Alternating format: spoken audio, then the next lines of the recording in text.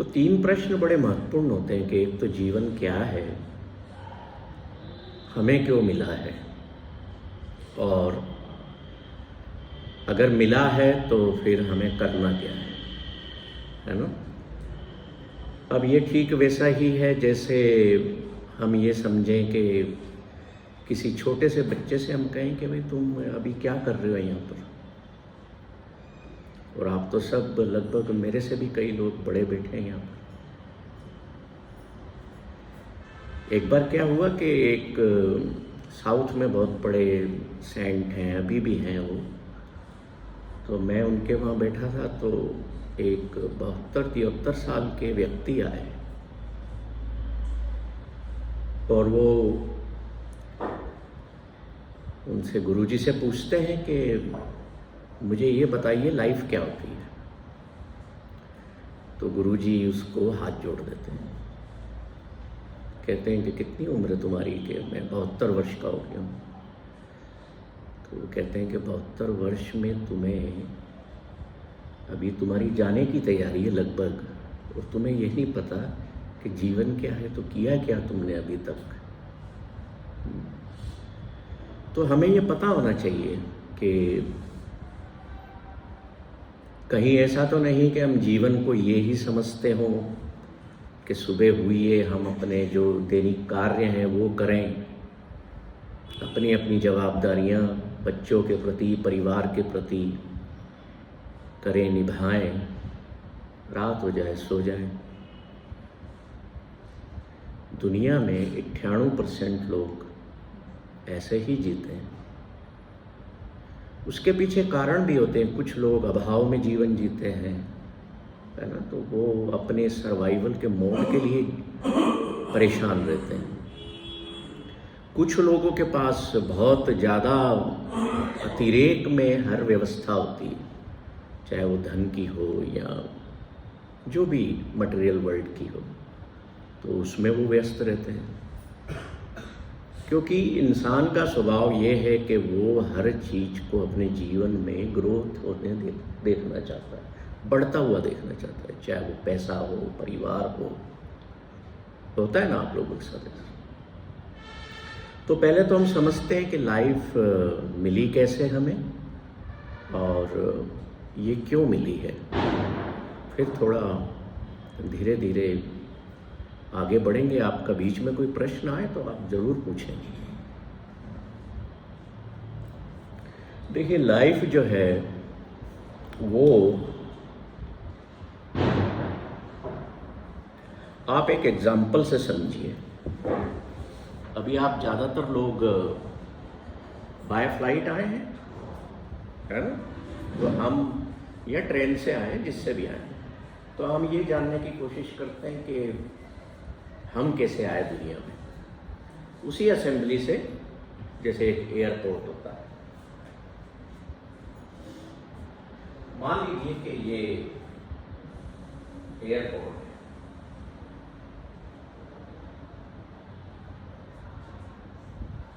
ठीक है, और एयरपोर्ट पर क्या लिखा होता है? 2 दरवाजे होते हैं, एक अराइवल, एक डिपार्चर। इसका एक दरवाजा हो गया अराइवल का, एक हो गया डिपार्चर। आपको एक शहर से दूसरे शहर में जाना है, तो आप यहाँ से एंट्री करते हैं एयरपोर्ट में, जो भी करवाते हैं अपनी सिक्योरिटी और जो भी, ठीक है। आप प्लेन में बैठते हैं और यू टेक ऑफ अपने अगले डेस्टिनेशन के लिए। अब आपने टेक ऑफ किया, अगला डेस्टिनेशन आया, तो क्या होगा? वहाँ पर भी एयरपोर्ट पर ही उतरेंगे? ऐसा तो है नहीं किसी खेत में या सड़क पर उतर जाएंगे, ऐसा तो नहीं होता। तो हम क्या करते हैं? लैंडिंग के लिए वापस एयरपोर्ट। अब हम दूसरे शहर पहुँच गए तो हम इस गेट का यूज़ करके बाहर। अब हमारी जो लाइफ है ये है, अब इस असेंबली से अपनी लाइफ को समझें। एक है हमारा रियल होम,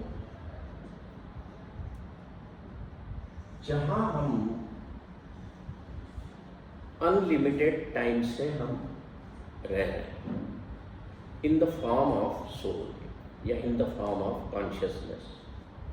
अब हमें ईश्वर बुलाते हैं और कहते हैं तुमको मैं धरती पर भेज रहा हूँ कुछ समय पे छुट्टियों के लिए कि तुम जाओ वहाँ और एक तुम्हारा अपना अपना सबका एक मिशन है। उस मिशन को पूरा करो और वहाँ जाके एंजॉय करना।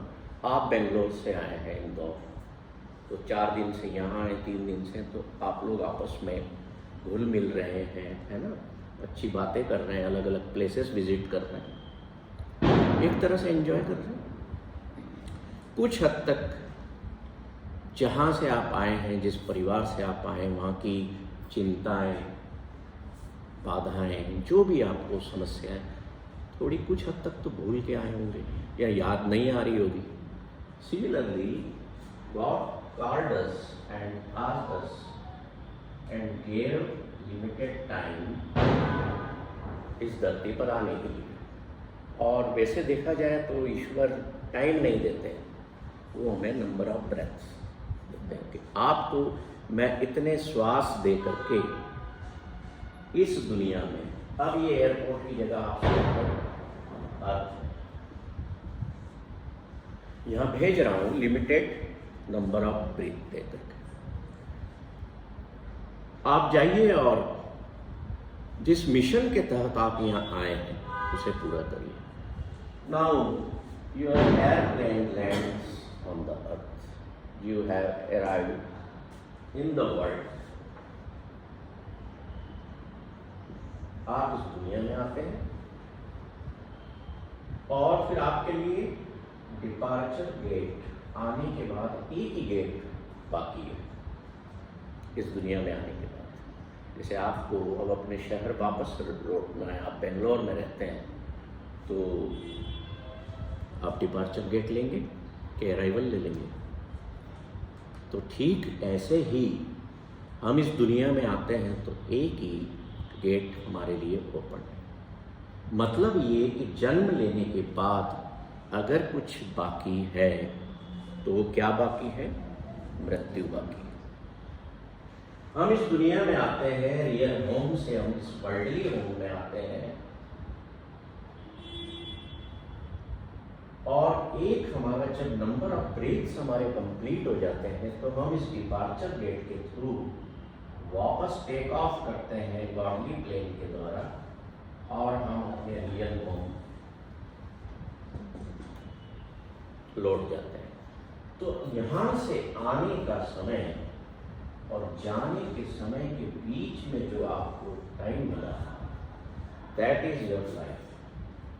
इसको हम लाइफ कहते हैं। इसको दूसरे शब्दों में अगर मैं कहूँ कि life is journey of yours from mother's womb to earth's वूम।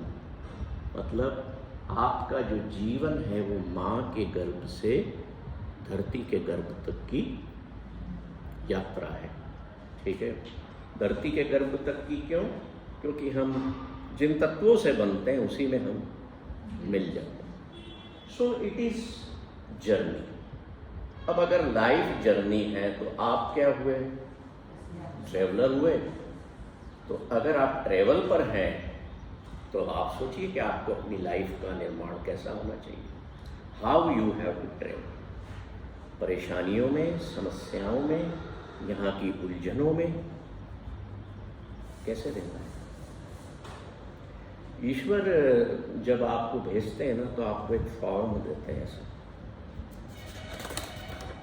ऐसा एक फॉर्म है। तो उसमें एक ही क्वेश्चन होता है जिसे हम कह सकते हैं कि आप मान लीजिए इंडिया से आप अमेरिका जा रहे हैं तो आपको इमाइग्रेशन फॉर्म भरना पड़ता है ना। उसमें अलग अलग क्वेश्चन होते हैं, 8-10 के टिक करिए। तो जो ईश्वर आपसे इमाइग्रेशन फॉर्म भरवाते हैं उसमें एक ही क्वेश्चन होता है कि मैं जा रहा हूँ दुनिया में तो मैं कैसे जीऊँगा।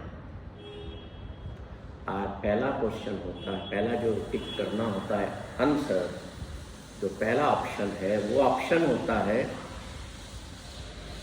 आई विल लिव हैप्पी लाइफ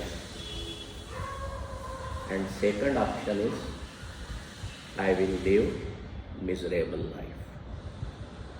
इसके अलावा तीसरा ऑप्शन नहीं। तो अब आप ये सोचिए कि ये जो दो ऑप्शन थे आपके पास, हैप्पी लाइफ का, मिजरेबल लाइफ का, आपने किस पे टिक किया?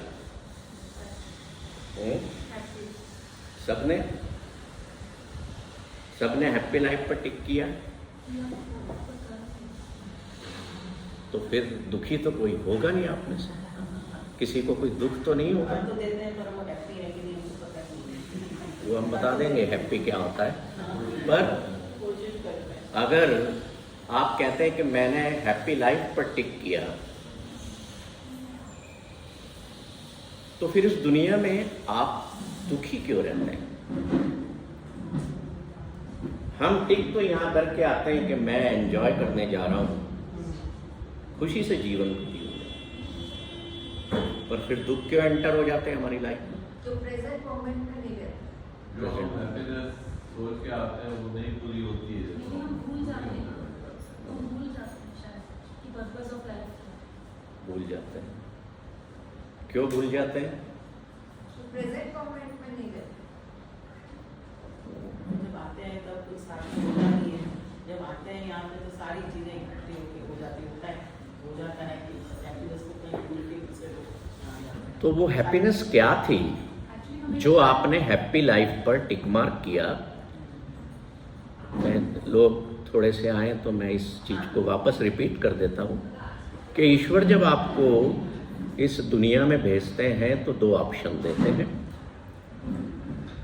जो इमाइग्रेशन फॉर्म होता है उस पर आपको टिक करना है। पहला ऑप्शन होता है कि I will live happy life in the world where I am going, और सेकंड ऑप्शन होता है कि मैं जो है मिजरेबल लाइफ जीऊँगा। अब कोई भी ये नहीं चाहेगा कि मैं मिजरेबल लाइफ जीऊँ, तो हम टिक किसको करते हैं? Happy life. अब आप माँ के गर्भ में प्रवेश करते हैं, है ना, उसके बगैर तो कोई आ नहीं सकता इस संसार में। ईश्वर को भी आना है इस दुनिया में, तो he has to take the form of a human being. अब ईश्वर तो जानवर के रूप में नहीं आते हैं ना, और उनको भी माँ का गर्भ लगेगा कि मेरे को एक ऐसी माँ की ज़रूरत है जो मेरे लायक भी हो। समझ रहे हैं बात? पर वो दुनिया में ना उस तरह की माताएं और पिता अवेलेबल नहीं होते। बहुत सदियों में, हजारों सालों में ऐसी माताओं की कोख मिल पाती है उस सुप्रीम सोल को जिसके थ्रू वो दुनिया में आते। इसीलिए आप देखिए कि जो अवतार हुए हैं महापुरुषों, बहुत कम दुनिया में आते। बाकी तो शैतानी आत्माएं तो 24 घंटे अवेलेबल हैं, इस ब्रह्मांड में, इस दुनिया में आने के लिए तैयार हैं। इस बात से मुझे ना एक गुरु गोविंद सिंह जी की एक बात याद आ रही है। उनके दरबार में एक व्यक्ति बहुत सेवा करते थे। 17-18 साल से सेवा कर रहे थे, तो उनके यहाँ कोई औलाद नहीं थी। तो उनकी पत्नी कहती है कि आप जिस गुरु के यहाँ सेवा करते हैं उनसे क्यों नहीं मांगते कि एक पुत्र हमें भी मिले? तो पहले तो नानुकुर करते हैं कि मैंने अपने कभी गुरु से कुछ मांगा नहीं, पर पत्नी कहती है तो बात सुनना तो पड़ती है ना पति को। होता है आप लोगों के साथ भी ऐसा कि नहीं होता है? तो वो जाते हैं, दोनों जने गुरु से कहते हैं कि हमें एक पुत्र चाहिए। तो गुरु आकाश की तरफ देखते हैं और कहते हैं अभी नहीं। वो निराश होकर के लौट आते हैं। दूसरी बार भी ऐसा होता है, तीसरी बार भी गुरु मना कर देते हैं। अब उनके पड़ोस में कोई रहता है, उनकी पत्नी की सहेली है, वो कहती कैसे गुरु के यहाँ तुम जाते हो जो तुम्हें एक पुत्र नहीं दे पा रहे हैं? चलो मैं तुम्हें एक ऐसे बाबा फकीर के पास लेकर के चलती हूँ जो तुम्हें शर्तिया में पुत्र दे दे। जाते हैं वो लोग, बाबा ताबीज बांधते हैं, कुछ धागे वगैरह देते हैं, कुछ खाने पीने को देते हैं, कहते हैं जा बच्चा तेरा काम कर दिया। खुश आ जाते हैं, 9-10 महीने बाद पुत्र प्राप्ति हो जाती है। तो अब पत्नी कहती कि देख, तेरा एक तरफ गुरु और एक तरफ ये बाबा फकीर संत, जिसको हम जानते भी नहीं थे, जिसकी हमने कभी सेवा भी नहीं की, और उसने हमें हमारे घर में खुशियां दे दी। तो उस गुरु के यहाँ मत जाया कर, छोड़ दे। उसने भी सोचा अब क्या है, जैसी संसार मति देता है हम उसी प्रवाह में बहते हैं। होता है ना ऐसा, कहीं आप जा रहे हैं तो घर के लोगों ने कह दिया आज रहने दो, कल चले जाना, हम रुक जाते हैं। तो बस वैसा ही वो भाई संतोख सिंह जी के साथ ऐसा ही हुआ। वो उन्होंने जाना बंद कर दिया। साल बीतते गए, घर में खुशियाँ थीं, पर वो धीरे धीरे दुखों में कन्वर्ट होने लगी। क्यों होने लगी? क्योंकि जो बच्चा था वो बड़ा होने पर घर में अपशब्दों का प्रयोग करता, लड़ता माता पिता से, कभी कभी माँ को मारना भी शुरू कर देता। बड़े परेशान, सोचा कि चलो उस फकीर के पास चलते हैं। तो फकीर के पास जाते हैं कि हम दुखी हैं, बच्चे ऐसा क्यों है हमारा। तो कहता है ये मैं कुछ नहीं जानता, आपने बच्चा मांगा, पुत्र मांगा था, मैंने दे दिया, चले आए। पर जब कुछ समय बाद हद से सीमा जो कहते हैं ना वो पार हो जाती है, तो संतोख सिंह जी को अपने गुरु याद आते हैं कि एक काम करते हैं, हम वहाँ चलते हैं, शायद हमारा बेटा ठीक हो जाए। जाते हैं, गुरु तो पहचान लेते हैं कि ये वो ही है। कहते हैं बताओ भाई तुम इतने सालों तक कहाँ थे, आए नहीं। पूरी अपनी जो वृत्तांत है उसको बताते हैं कि अब हम बड़े दुखी हैं, क्या करें। तो गुरु जो है वो हंस देते हैं, कहते हैं देखो तुम मेरे पास आते थे ना, कुछ मांगने आते थे, तो मैं तुम्हें क्या कहता था, अभी नहीं। क्यों कहता था ऐसा? मैं ऐसा इसलिए कहता था कि जिस तरह के तुम माता पिता हो, तुम दोनों एक बहुत ही अच्छी आत्मा हो, सेवा भावी हो, पवित्र हो, तो मैं चाहता था कि तुम्हारे घर में भी एक पवित्र आत्मा, अच्छी आत्मा प्रवेश करे। पर जब तुम मांगते थे उस वक्त मेरे पास मैं देखता था कि वो ब्रह्मांड में कोई अच्छी रूह जो है वो अवेलेबल नहीं है, और तुम जिससे तुमने लिया वो रूहें तो इतनी अवेलेबल हैं, वो संसार में आना चाहती हैं, और वो रूह ही तुम्हारे जीवन में प्रवेश कर गई और अब तुम परेशान हो। कहानी लंबी है, सत्य कहानी है, अंत में गुरु उसको ठीक भी करते हैं। पर कहने का मतलब ये है कि हम जो जीवन में मांगते हैं, अभी किसी ने कहा था कि हम खुश क्यों नहीं रह पाते, इसलिए नहीं रह पाते कि हम पहले तो मांगते हैं। हम जो माँ के गर्भ में ईश्वर को वचन दे करके आते हैं कि जब आप 9 महीने उल्टे पड़े रहते हैं ना उसमें गर्भ में, अंधेरे में, तो आखिरी में आप ईश्वर से प्रार्थना करते हैं कि हे ईश्वर अब मुझे इस काल कोठरी से बाहर करो। जो मिशन आपने मुझे दिया है, जो उद्देश्य जीवन का जिया है, मैं उससे अपना जीवन जीऊंगा। पर संसार का तो जो माहौल है, जो इल्यूजनरी वर्ल्ड है ये, उसमें आते से ही हम उस अपने पर्पस को, अपने मिशन को भूल जाते हैं, और वहाँ से हमारी जीवन जो शुरू होता है ना वो फिर दुखों का शुरू है। चाहे आपने टिक मार्क किया है माइग्रेशन फॉर्म पर कि I will live happy life in the world, अब क्यों ऐसा हुआ? क्योंकि इस दुनिया का नेचर ही ऐसा है। अगर आप में से कोई डॉक्टर हो तो उनको पता होगा कि जैसे ही बच्चा जन्म लेता है, जो बच्चा नहीं रोता है उसको एक खींच के पड़ती है कि तू रो। तो दुनिया में आते से ही हम रोने लगते हैं, है ना। दुनिया का स्वभाव ही ऐसा है। पर ईश्वर ने क्यों भेजा कि जाओ इस मिशन को, इस पर्पस को पूरा करो, और छुट्टियों पर हो, इतने श्वास दिए मैंने तो एंजॉय करके आओ। अब गर्भवास के बाद आप जो है अगले चरण में 4 पहर होते हैं जीवन के, इस मानव जीवन के। पहला तो गर्भवास का, दूसरा है बचपन का। हम बचपन में अनजान हैं। अनजान क्यों हैं? क्योंकि हम इनोसेंट हैं, मासूमियत से भरे हैं, कुछ नहीं जानते। कोई बच्चा आपके यहाँ जन्म लेता है तो उसको नहीं पता कि मेरी माँ कौन है, कि पता होता है?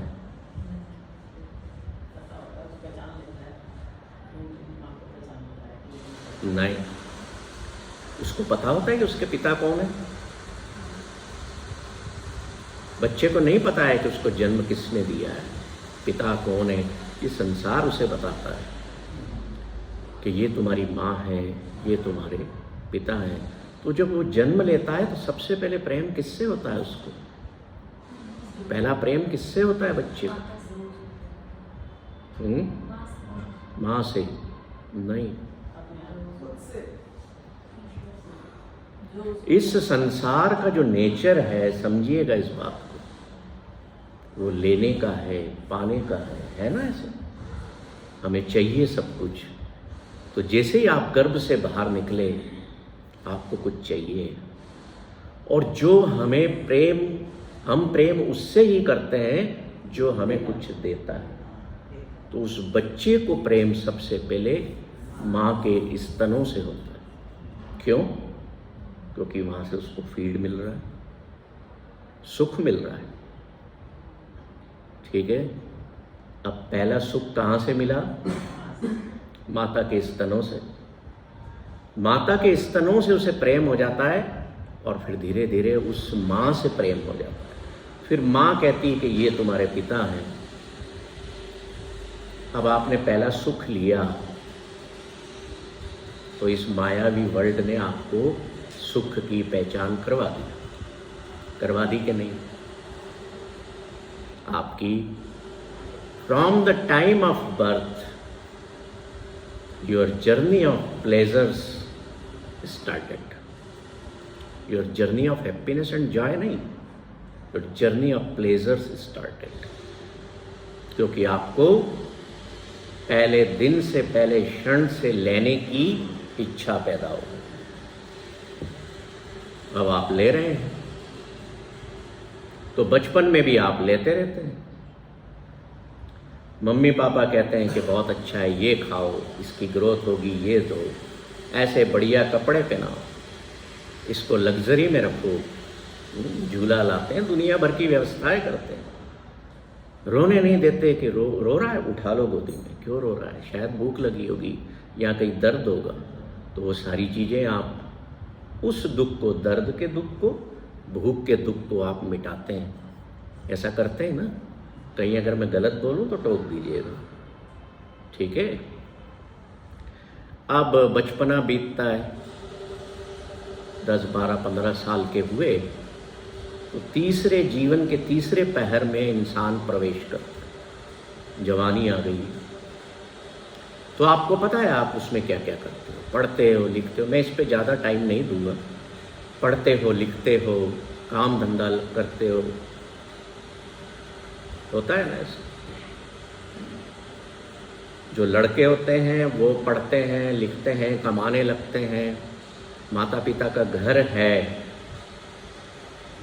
या अपना फ्लैट घर ले लिया, तो अब क्या आता है दिमाग में? अब दिमाग में माँ बाप के और बच्चे के एक वायरस एंटर होता है। कौन सा वायरस होता है? समझाने के लिए, बुरा मत मानिएगा इस बात को, थोड़ा सा फनी वे में। अब उस लड़के के दिमाग में एक वायरस एंटर होता है कि oh what A life without wife.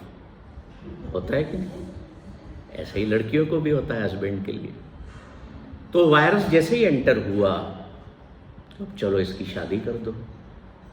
अगर किसी लड़के की परेशानियों से माँ बाप सफरिंग में हैं, परेशानी में हैं, तो वो क्या सोचते हैं, यार ये बहुत तंग करता है, काबू में नहीं है ना, इसकी शादी करके खूंटे से बांध दो, इसकी पत्नी आएगी इसको संभाल लेगी। होता है कि नहीं ऐसा, बताइए। तो अब वो जो वायरस एंटर हुआ, what A life without wife, तो अब शादी हो गई। बहुत अच्छा समय बीत रहा है। साल 2 साल बाद थोड़ा थोड़ा फिर जो है कटोरी चम्मच बजना शुरू होते हैं। ठीक है, जीवन है, सब कुछ होता है इसमें।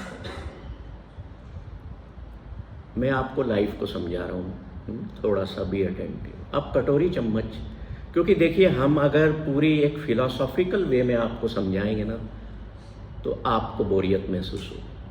Y we at these types of normal life examples, कि वो चीज़ भी समझ में आ जाए और थोड़ा आपके चेहरों पर मुस्कुराहट भी हो। जो लोग सोना चाहते हैं उनको भी नींद पूरी सुकून किया है। अब वो थोड़े से कटोरी चम्मच भी बज रहे हैं, सबके यहाँ बजते हैं, कहीं ज़्यादा बज लेते हैं, कहीं ज़्यादा ओवर होने लगता है। तो अब वो लड़का कहता है, oh what A life because of wife. पहले क्या कह रहा था, पहले जीवन नहीं चल रहा था कि what A life without wife, अब कह रहा है कि what A life because of wife. अरे मेरी तो लाइफ ही खराब हो गई इसके कारण।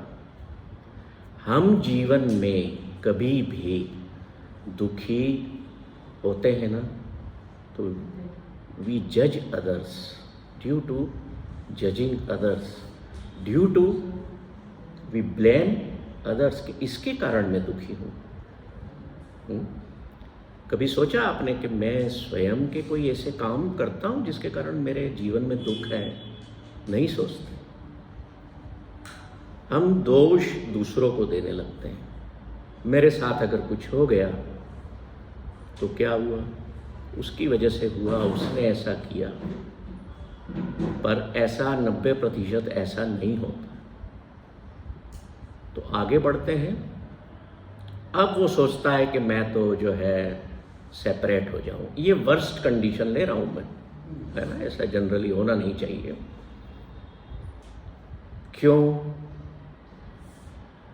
क्यों सेपरेट हो जाऊं, बताइए। He is not happy. और मैरिज क्यों की थी? This is the life. Life is involvement in something, in some relation, in some work, in some enjoyment. And also life is withdrawal from relation, withdrawal from work, withdrawal from enjoyment.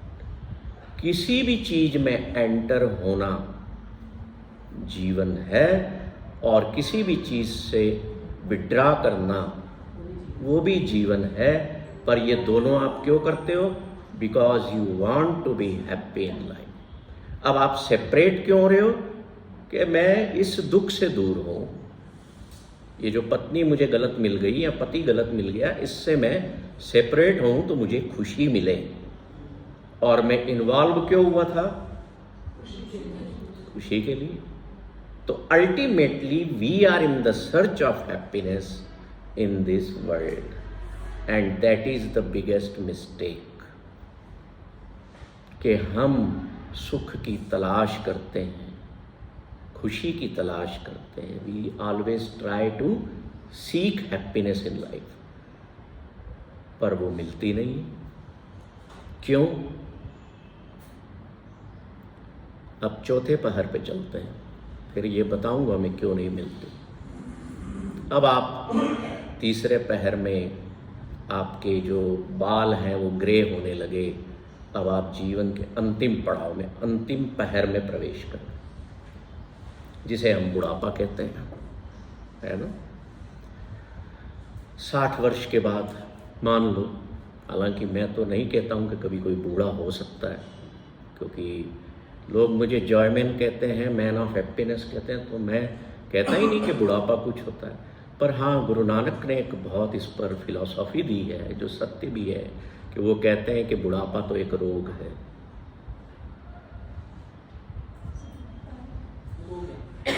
बुढ़ापा एक रोग है, ये एक बीमारी है। इसको explain करूंगा मैं। अब हम जीवन के अंतिम पड़ाव में आते हैं। Means you are ready looking at departure gate of the airport. ठीक है, अब आप डिपार्चर गेट की तरफ बढ़ना शुरू हो गए। धीरे धीरे क्या होता है, बाल सफ़ेद हो गए, चेहरा जो है उस पर झुर्रियाँ आने लगी। फिर एक अवस्था आती है कि पैर कांपने लगते हैं, सिर कांपता है, शरीर कमज़ोर हो जाता है। Now you are standing at the edge of the departure gate. आप अपने श्वास पूरे लेकर के डिपार्चर गेट के अंदर एंटर हो गए। आपकी बॉडी डिपार्चर गेट के बाहर है, इट इज़ नॉट एंटर्ड। और आप जब अराइवल से आए थे एयरपोर्ट से, तो आप बॉडी के साथ नहीं आए थे। जैसे आप अराइवल के बाहर आए, means you came out of mother's womb with a body. ठीक है, अब आपने टेक ऑफ किया, आप वापस रियल होम की तरफ आए। कहाँ से थे? रियल होम से लाइफ को जी करके वापस रियल होम पे गए। अगर वो रियल होम था तो आपने जो मकान बनाए हैं ईंट पत्थरों के, उनको कैसे कहते हो कि मेरा घर है? कहते हैं ना, मेरा घर है, मैंने रजिस्ट्री करवाई है इस ज़मीन की, इस प्लाट की, मेरे नाम पर। कहते हैं ना, दिस इज इल्यूजन। ऐसे ही आप अपने परिवार को कहते हैं, ये मेरे बच्चे हैं, ये मेरे माता पिता हैं। क्या आप जानते हैं उनको? जिनको आप अपना बच्चा कहते हैं, क्या आप उनको जानते हैं? आप कहते हैं ये सुरेश मेरा बेटा, बड़ा बेटा है, ये महेश मेरा मझला है, ये अदिति मेरी बेटी है छोटी। आपने नाम रखे हैं, but do you really know who they are? क्यों हैं और आपके जीवन में क्यों आए हैं? नहीं जानते। क्यों नहीं जानते? क्योंकि आप स्वयं को ही नहीं जानते। आप इतना जानते हैं कि हम दुनिया में आए हैं तो कपड़े पहनना है, शरीर को धोना है, खाना बनाना है, खाना है, कमाना है, सोना है, हंसना है और रोना है, और फिर मरना है। तो गुरु नानक ने बुढ़ापे को रोग इसलिए कहा क्योंकि उन्होंने 3 तरह से रोग डिफाइन किए। एक होता है आहारिक रोग, जो गलत आहार करने से हमारे शरीर में पैदा होता है। ठीक है, सबको पता है। एक होता है व्यावहारिक रोग। व्यावहारिक रोग कौन से हुए? हमारे अंदर बसते हैं। एरोगेंस है, अहंकार है, लालच है, क्रोध है। ये सारे व्यावहारिक रोग हम सब के अंदर हैं। हम इनको इनिशिएट करते हैं। हम जीवन के तीसरे पहर तक व्यावहारिक रोगों के इतने गुलाम हो जाते हैं कि जीवन के चौथे, आधे तीसरे और चौथे पहर में ये हमारा कर्म रोग बन जाता है। समझ रहे हैं बात? हमने तीसरे और चौथे पहर में जो कर्म हम करते हैं, काम हम करते हैं, वो हम अपने व्यावहारिक रोग की वजह से करते हैं। कैसे? मान लीजिए अगर कोई व्यक्ति अहंकार के व्यावहारिक रोग से ग्रस्त है,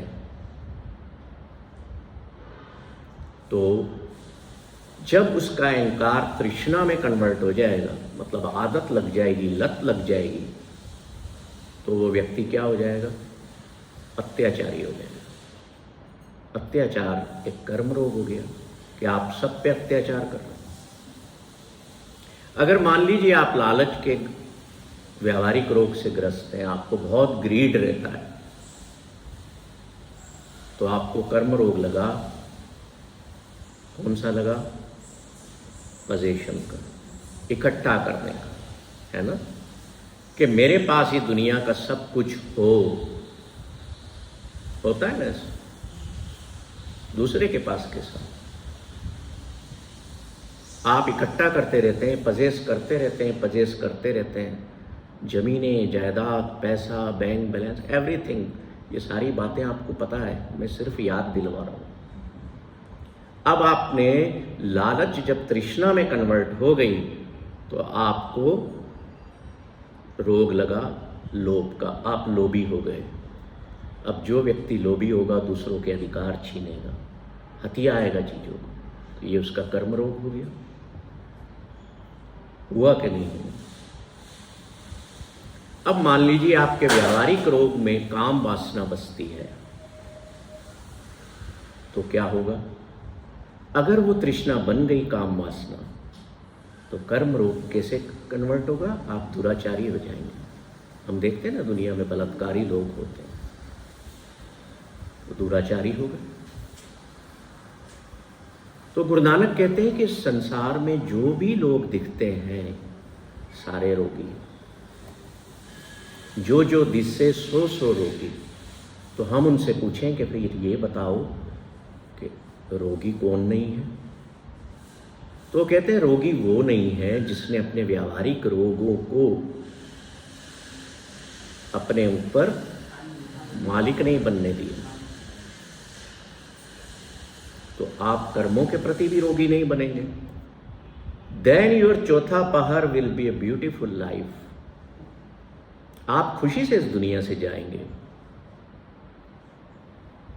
खुशी से जिएंगे इस संसार में, खुशी से जाएंगे means you will live well and you will live well. आप खुशी से जिएंगे और खुशी से इस संसार को छोड़ेंगे। और जीवन दिया भी इसीलिए था।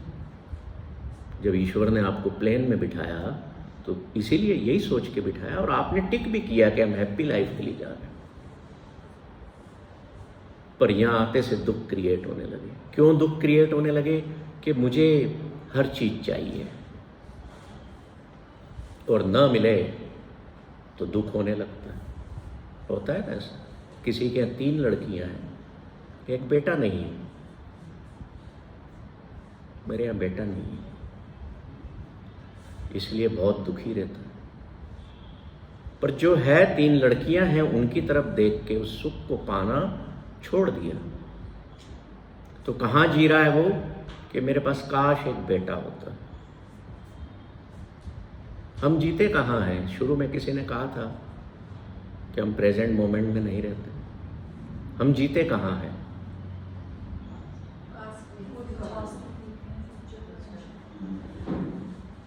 पास्ट में जीते या फ्यूचर में जीते। इसका क्या मतलब है? इसका मतलब ये है कि हम यादों में जीते। We live in memories, remembrance, है ना?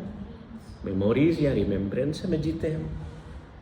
अभी आप बैठे हैं, मुझे नहीं पता यहाँ पर कितने लोग मेंटली मेरे साथ अवेलेबल हैं। कोई सोच रहा होगा अपने बेटे के बारे में, कोई अपनी बेटी के बारे में, कोई अपने पापा के बारे में। फिजिकली तो आप हैं यहाँ सब, मेंटली, इमोशनली आप कितने यहाँ हैं मैं नहीं जानता। हम कहते हैं कि हम प्रेजेंट मोमेंट में नहीं जीते हैं, तो उसका मतलब क्या है? उसका मतलब ये है mentally, emotionally, soulfully we are here. और जो मैंने कहा था ना कि आपका क्या हाल है, उस हाल का मतलब ये है मैं यहाँ हूँ। I am here, I am in this moment, in now moment. और अब आप जब इस वक्त में आएंगे, मेरे साथ जुड़ेंगे इस वक्त में कि हम गुरमीत के साथ बैठे हैं, you will forget all the past, all the worries of the future.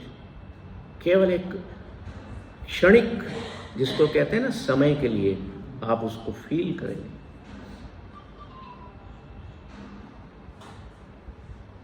तो आप जीवन को कहेंगे कि मैं आज में जीता हूं। अब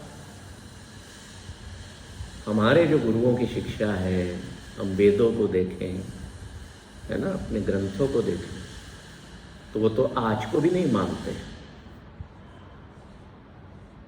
वो कहते हैं कौन सा आज?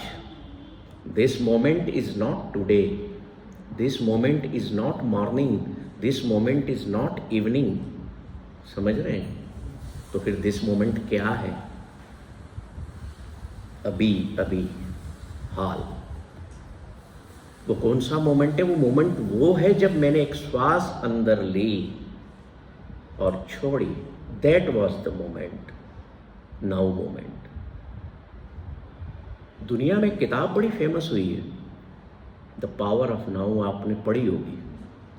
मैंने जितनों से पूछा 70-80% लोग कहते हैं हमने पढ़ी है, एकॉर्ट टोले ने लिखी है। उसने, उस व्यक्ति ने, मैं मिला था उनसे और मैंने उनके मुंह पर कह दिया कि आपने हमारी इंडियन फिलॉसफी की चोरी की है। वो कहने लगा कैसे? मैंने कहा ये हमारे 5000 साल पुराने ग्रंथों में लिखा है और आज आप उसकी वाई लूट रहे हो, पैसा बना रहे हो। मैंने कहा फिर भी तुम्हारी ये किताब अधूरी है। You don't know what is the moment, real moment, जिसको तुम नाउ कहते हो, वो तुम्हें पता ही नहीं। वो मेरी तरफ देखने लगा। एक कॉन्फ्रेंस में मिले थे हम दिल्ली में, लाइफ एंड माइंड कॉन्फ्रेंस हुई थी। तो मैंने उसको कहा अभी नहीं बताऊंगा तुम्हें, इसलिए नहीं बताऊंगा कि you will write another book and you will encash it.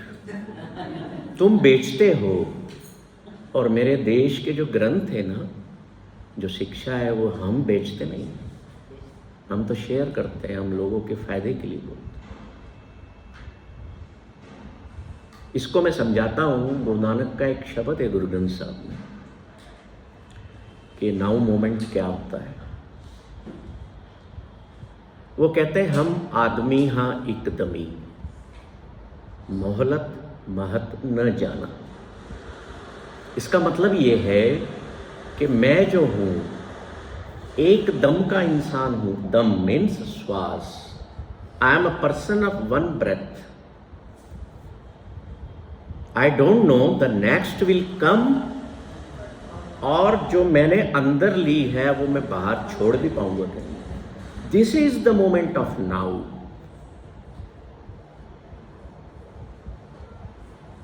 बड़े से बड़ा एकॉर्ट टोले भी आपको ना, उसकी जो एंट्री टिकट है ना, I am not telling about out of any egoism, I am telling you with very humbleness कि हम अपने गुरुओं की, अपने अवतारों की जो शिक्षा है जीवन की, चाहे आप जैन धर्म से हैं, चाहे आप सिख धर्म से हैं, किसी भी धर्म से हैं, हम छोड़ के हम उन अंग्रेजों को पढ़ते हैं जो हमारे यहाँ से आकर के टीप के जाते हैं और फिर अंग्रेजी में वो लिखते हैं। वो कहते हैं वाह क्या बात है। और उन किताबों पर चर्चाएं होती हैं, सेशंस होते हैं, बुक सेशंस होते हैं। तो गुरु नानक के साथ दो लोग रहा करते थे, मर्दाना और बाला। जब उन्होंने ये बात सुनी तो कहते हैं कि फिर ये बताइए कि आप कहते हैं कि इस पल में जियो और वो पल ही एक श्वास का है, तो संभव ही नहीं है। हम इस पल में जिए कैसे? तो गुरु नानक उनको कहते हैं कि तुम आए काहे के लिए हो? एंजॉय करने, पास्ट की यादों में जीने के लिए नहीं आए हो, या फ्यूचर की जो तुम्हें वरीज हैं उसमें जीने के लिए नहीं आए हो। एक पल का एहसास करो जब भी बैठे हो कि ये श्वास जो मेरे अंदर गया है ना, ये जब बाहर आएगा तो अगला अंदर वापस आएगा कि नहीं मुझे पता नहीं है। इतनी ही मेरी यात्रा है जीवन की। तो जो पुरानी जो यादें हैं, पास्ट में जो लोग जीते हैं, जिसके कारण डिप्रेशंस में आ जाते हैं, मेंटल हेल्थ के इश्यूज हो जाते हैं, उसने मेरे साथ ऐसा किया, यूं किया, मेरे साथ वो हो गया। उस पल में जीना तो शुरू करो ना। फिर तुम्हें किसी साइकोलॉजिस्ट की ज़रूरत है, ना साइकेट्रिस्ट की ज़रूरत है। हम यहाँ पर बगैर दवाइयों के लोगों को ठीक कर देते हैं, मेंटल हेल्थ के इश्यूज जो इन्हीं प्रक्रियाओं, इन्हीं प्रोसेस से ठीक करते हैं। तो मर्दाना और बाला जब पूछते हैं कि इस पल में शक्ति कितनी है, ये बताओ, कैसे मान लें हम? तो गुरु नानक कहते हैं कि देखो, जो मैं श्वास अंदर लूंगा और जो छोड़ूंगा, उसके दरमियान मैं उस मंत्र को उच्चारित कर लूंगा, मेरा काम हो जाएगा। उसको कहते हैं एक पल को जीना। जैसे यहाँ पर मान लो कोई, आप किस इष्ट देव की पूजा करते हैं? आप किस इष्ट देव की पूजा करते हैं? कीर्तन करना भी स्वामी। हाँ जी। 24 तीर्थंकर है हमारे अंदर में। लास्ट जो 24 है हमारे स्वामी। कोई राम की पूजा करता है, कोई वाहिगुरु कहता है, कोई अल्लाहू कहता है। तो अब आप कह के देखो, मैंने श्वास ली, मैंने कहा राम, ये श्वास बाहर आ गई। वो एक पावरफुल वर्ड को यूज करने के लिए आपको कितना समय लगा, कितनी श्वास लगी? 1 मोमेंट, 1 ब्रेथ। तो नानक कहते हैं कि जीवन में अगर तुम्हारे करोड़ों पाप भी हैं, तो तुम करोड़ों बार भी अगर राम कहोगे ना, तो वो दूर नहीं होंगे। समझिएगा इस बात। करोड़ों पाप जीवन में किए हैं और करोड़ों बार तुम लोगों के बीच में बैठ के या कहीं भी बैठ करके करोड़ों बार तुमने राम का नाम लिया, तो भी वो दूर नहीं होंगे। तो फिर दूर कैसे होंगे? वो कहते हैं करोड़ों पाप तुमने किए और एक बार राम का नाम लिया, दूर हो जाएंगे। कैसे? बड़े ये तो कंफ्यूजन हो गया ना। तो कहते when your tongue will speak, जब आपकी जैवा बोलेगी उस शब्द को जिसको भी आप मानते हैं, और simultaneously in that moment, in that breath of life, if your mind listens that, तो आपको करोड़ों बार बोलने की जरूरत ही नहीं पड़ेगी। All will be dissolved. This is the importance of that right now, one moment. अब हम कह देते हैं आज में जियो।